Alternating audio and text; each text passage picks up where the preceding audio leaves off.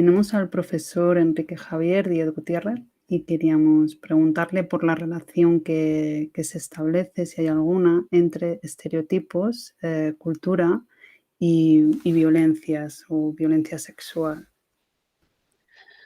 Realmente tengo que hablar de algo que me parece fundamental y que a veces se nos olvida. Y por eso la pregunta que me haces es muy oportuna, porque cuando se habla de violencia sexual en jóvenes, buena parte de las investigaciones tienden a reducirla o limitarla a las relaciones entre el alumnado, olvidando las claves sociales, mediáticas, institucionales que han creado un mundo y una sociedad tan violenta como la que vivimos y en la que nuestros adolescentes y jóvenes se convierten en receptores y consumidores de esa violencia a través de las pantallas que reproducen sus comportamientos y pautas de relación. De hecho, yo dirigí la investigación más extensa en Europa que se ha hecho sobre videojuegos.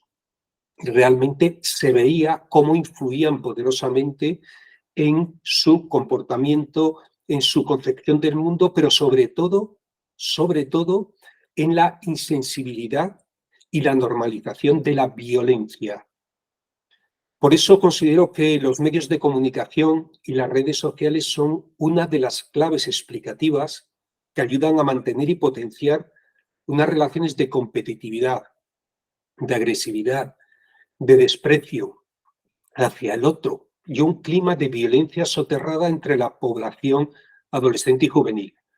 Lo curioso es que las personas jóvenes creen que los modelos y valores de los medios que transmiten los medios y las redes no les afectan en su comportamiento.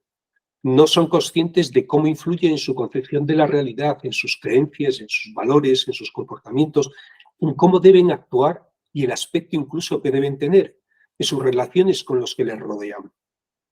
Este tipo de representación, que es la que predomina en las redes sociales, envía señales muy fuertes acerca de lo que significa ser mujer y ser hombre.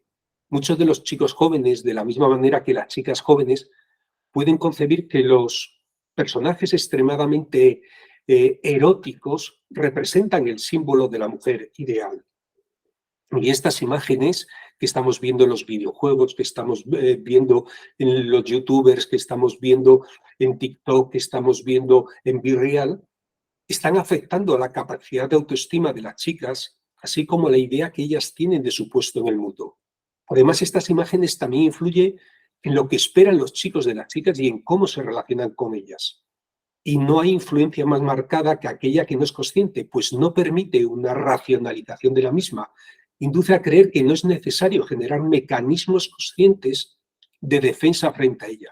De esta forma, la mayoría de nuestros adolescentes y jóvenes se encuentran inermes ante los valores tan violentos, tan competitivos, tan agresivos que transmiten los medios y las redes y las actitudes que conlleva la utilización constante de estos medios. Uno de los ejemplos más estudiados es el consumo masivo por parte de millones de niños y niñas, adolescentes, de pornografía, que está repleta de prácticas sexuales violentas contra las mujeres.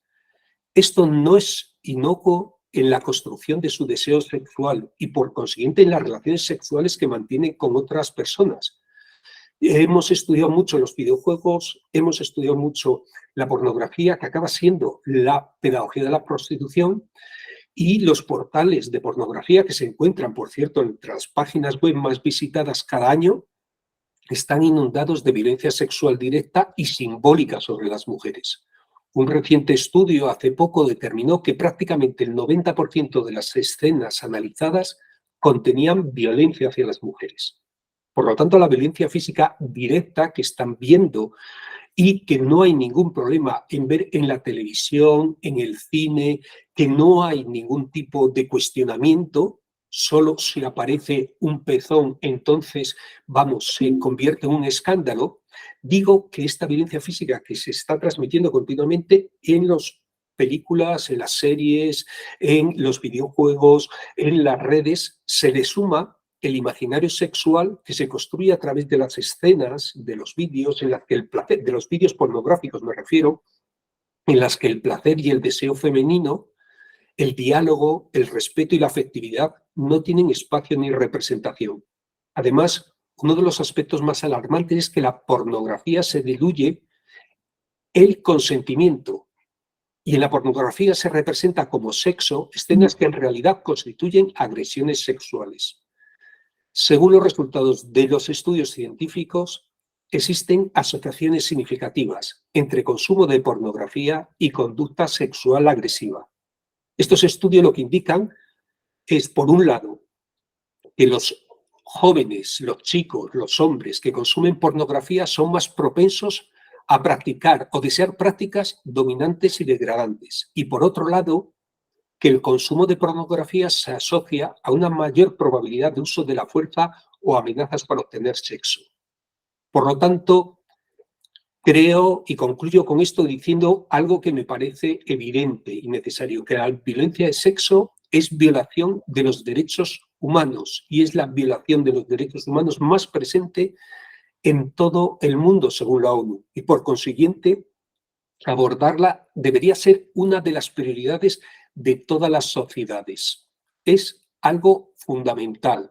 Por lo tanto, para ello, yo creo que una de las cosas que todos los niños y adolescentes, además de conocimientos académicos, deberían tener garantizado el derecho de recibir una educación afectivo-sexual que les ayude a desarrollarse plenamente en todas las facetas de la vida. El modelo de la educación afectivo-sexual debe ser crítico y emancipador. Debe problematizar sobre el consentimiento, poniendo el deseo en el centro y brindar herramientas para poder detectar la violencia sexual en una sociedad donde ésta se encuentra absolutamente naturalizada, como dije. Para ello, es necesario además dotar a todos los agentes que intervienen con adolescentes, y me refiero al profesorado, me refiero a los educadores y educadoras sociales, etcétera, de formación y herramientas para la prevención de la violencia sexual desde una perspectiva claramente feminista.